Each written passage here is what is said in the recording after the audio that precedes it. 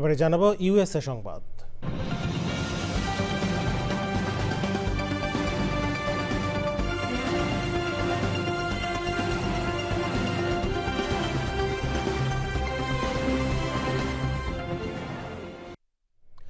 দ্বিতীয় সন্তানের মা হয়েছেন হোয়াইট হাউসের প্রেস সেক্রেটারি ক্যারোলিন লেভিট। তাকে অভিনন্দন বার্তা দিয়েছে আর্মেনিয়ার ইরান দূতাবাস। সন্তান জন্মের খবর সামাজিক যোগাযোগ মাধ্যমে দেওয়ার পর লেভিটকে অভিনন্দন জানিয়ে যুক্তরাষ্ট্রের হামলায় মিনাবেতে নিহত শতাধিক শিশুর কথা মনে করিয়ে দিয়েছে ইরান। রিপোর্ট করছেন সাদি মাহমুদ।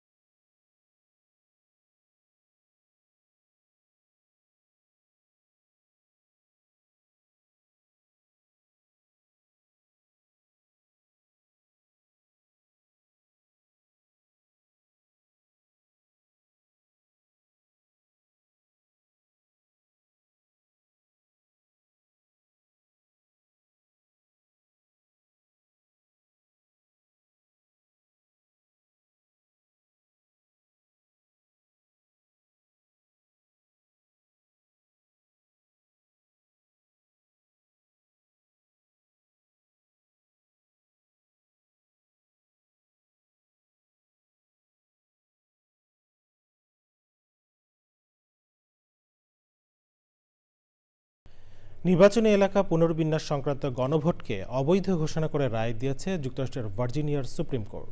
এই রায় প্রেসিডেন্ট ডোনাল্ড ট্রাম্প এবং রিপাবলিকানদের 2026 সালের নির্বাচনে কারচুপি করার সুযোগ তৈরি করে দিতে পারে বলে অভিযোগ করেছেন ডেমোক্র্যাট নেতা সাবেক ভাইস প্রেসিডেন্ট কমলা হ্যারিস।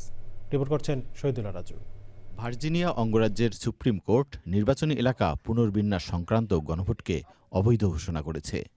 ফলে নির্বাচনী এলাকা পুনর্বিন্যাস নিয়ে বড় ধরনের রাজনৈতিক বিতর্কের পাশাপাশি দেশটির প্রধান দুইটি রাজনৈতিক দল রিপাবলিকান ও ডেমোক্র্যাটরা মুখোমুখি অবস্থানে রয়েছে। ডেমোক্র্যাট নেতা ও সাবেক ভাইস প্রেসিডেন্ট কমলা হ্যারিস অভিযোগ করেছেন, আদালতের এই সিদ্ধান্ত রিপাবলিকানদের রাজনৈতিক সুবিধা দেবে, যা 2026 সালের কংগ্রেস নির্বাচনকে প্রভাবিত করতে পারে। কমলা হ্যারিস সামাজিক যোগাযোগ মাধ্যম এক্স-এ লিখেছেন, ভার্জিনিয়া সুপ্রিম কোর্ট জনগণের ইচ্ছাকে উপেক্ষা করে রায় দিয়েছে। হ্যারিস অভিযোগ করেন, বহুদিন ধরেই প্রেসিডেন্ট ডোনাল্ড ট্রাম্প নির্বাচনী এলাকা পুনর্বিন্যাসকে রাজনৈতিক অস্ত্র হিসেবে ব্যবহার করার চেষ্টা করছেন। উচ্চ আদালত রায়ে বলেছে, প্রস্তাবটি এগিয়ে নিয়ে যাওয়ার জন্য গৃহীত আইন প্রণয়ন প্রক্রিয়া ভার্জিনিয়ার সংবিধানের অনুচ্ছেদ 12-এর 1 ধারা লঙ্ঘন করেছে। এ কারণে গণভোটের ফলাফলকে বাতিল করা হয়েছে। এই রায়কে ভার্জিনিয়ার রিপাবলিকান পার্টি এবং আমেরিকার জন্য একটি বিশাল জয় বলে ট্রুথ সোশ্যালে পোস্ট করেছেন president Donald Trump. Shahidullah Raju, channel I. আজ বিশ্ব মা দিবস। দিনটি উদযাপনে বিশেষ আয়োজন করে SRS international women and girls club. New ইয়র্কের জ্যাকসন হাইটসের জুইস সেন্টারে উপলক্ষে মায়েদের শ্রদ্ধা জানাতে ছিল নানা আয়োজন। বিশেষ অতিথি ছিলেন বীর মুক্তিযোদ্ধা রাশেদ আহমেদ, বীর মুক্তিযোদ্ধা আবুল বাশার চুন্নু, সিনিয়র সাংবাদিক সৈয়দ মোহাম্মদুল্লাহ, কমিউনিটি অ্যাক্টিভিস্ট ফাহাদ সুলাইমান। মনীষিকা সঙ্গীত নিকেতনের পরিচালক ডক্টর সবিতা দাসের পরিচালনায় সাংস্কৃতিক অনুষ্ঠানের আয়োজন করা হয়।